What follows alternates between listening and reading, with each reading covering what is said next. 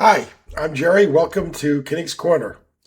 The Red Sox did it. They broke another major league record last night. It's just amazing what this team can accomplish when they put their minds to it. Yes, it was in another loss, a 3-2 heartbreaking loss this time, but no team in the history of baseball had ever given up 8 straight hits for a walk-off loss. Kudos, boys.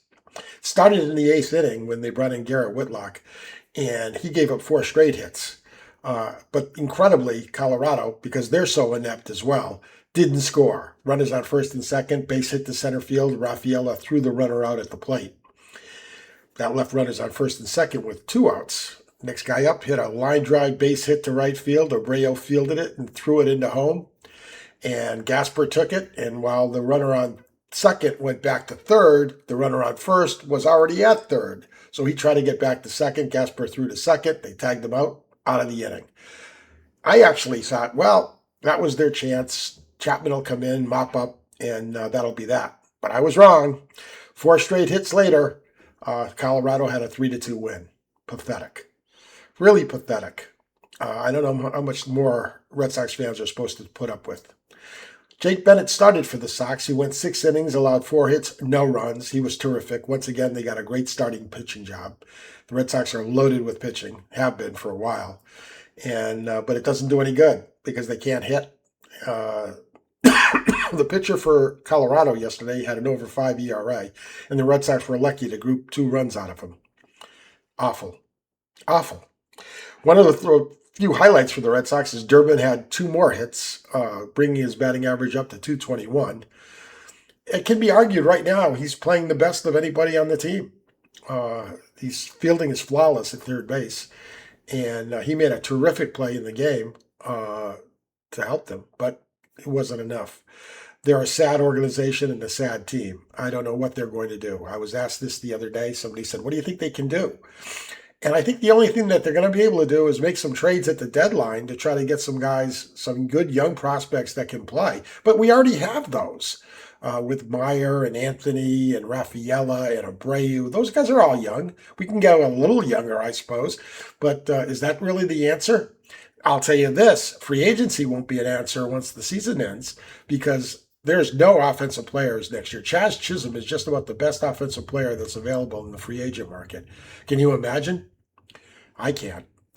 So I don't know what they're going to do. I hope one thing they're going to do is remove the general manager. Craig Breslow has had his chance. It's been one bad trade after another.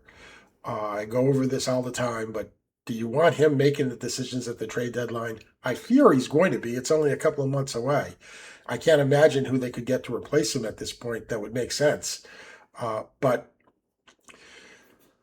I mean, if you were just losing all the time, would you keep the guy in charge that was responsible for that? He came in, the organization wasn't that bad, and it's just getting worse and worse. And once again, it comes back to John Henry. He didn't want to spend money. And by the way, the guys he could have spent money on, they wouldn't be helping either. So it's sort of just a bad situation. I've used this analogy before, but you've got a 16 against the dealer's 7. If you take a hit, you get a 10. If you don't, the dealer's got 17. You lose no matter what you do. And I think that's the position the Red Sox have found themselves in. So we'll have to wait and see what they can do. They brought up some guys from the minors themselves, Ziegler and Nate Eaton. Those guys look like good players. Nick Sogard, very good player. Wish he wasn't hurt. He did provide a little bit of punch. It'll be interesting what move they make once they get Romy Gonzalez back, because they're going to have to cut somebody unless they just continue with people that are hurt. Right now, kind of Falefa's on the injured list, and he was doing well for them. So anyway, you need power pitching and power hitting, and they have power pitching, but they don't have power hitting, and they're paying the price for it. It turns out, John Henry, you and Craig Breslow aren't as smart as you thought you were, because right now the organization is the joke of Major League Baseball. I hate to say it, but it's true.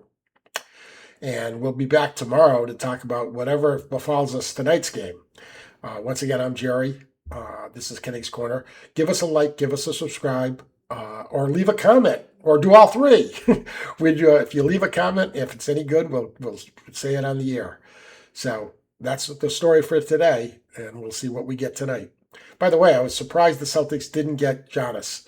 Everything pointed that way, that they were going to trade Brown for him, but Miami was able to close the deal. I guess the draft choices are what Milwaukee really wanted, which stuns me because it really seemed that the Celtics offered a lot more.